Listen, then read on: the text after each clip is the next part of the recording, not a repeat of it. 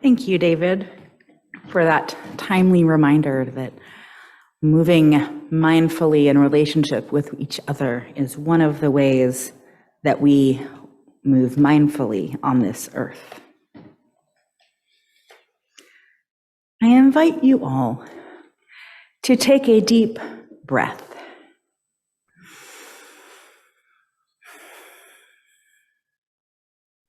Something incredible just happened. The air that you breathed in is different from the air that you breathed out. The air you breathed out is a gas that can suffocate you if too much gets in the air. This gas is called carbon dioxide.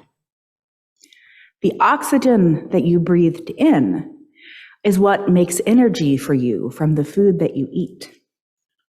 But when your cells use that oxygen, they end up with something your body doesn't want, carbon dioxide. So your blood goes around to all your cells like a trash hauler, collecting the carbon dioxide and taking it to your lungs, where you breathe it out. All night and all day, every creature on Earth breathes out carbon dioxide, over and over. That is a lot of carbon dioxide. And I said earlier, carbon dioxide can suffocate you if too much gets into the air. But I bet very few of us have ever worried about that happening. So with all this breathing in and breathing out and breathing in and breathing out that goes on in the world, what keeps us from smothering under a cloud of carbon dioxide? What saves us?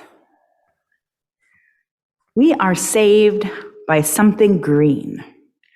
All over the planet, green plants on the land and in the ocean pull carbon dioxide out of the air by breathing it in themselves.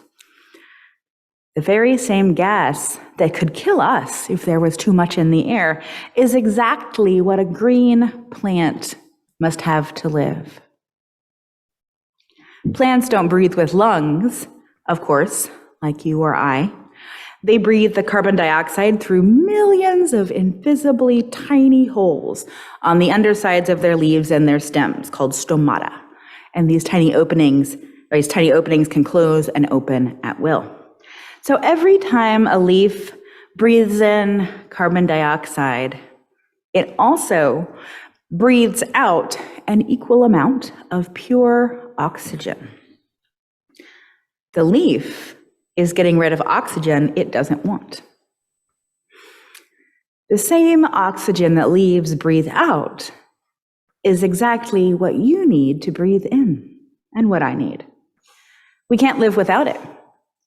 You breathe in what the leaves breathe out, and so do slugs and crows and crocodiles and crickets and orangutans and llamas and whatever animal you like best, and the animal you like least. Oxygen from plants travels on wind currents from faraway continents and oceans. It doesn't stay in one place any more than the carbon dioxide you breathe out stays in one place. That oxygen will reach you even when the trees around you have lost their leaves, as many of ours will in the months to come. It will reach you even if you live in a place with no leaves at all. Right now, this very minute, you might be breathing in oxygen from a rainforest in Costa Rica.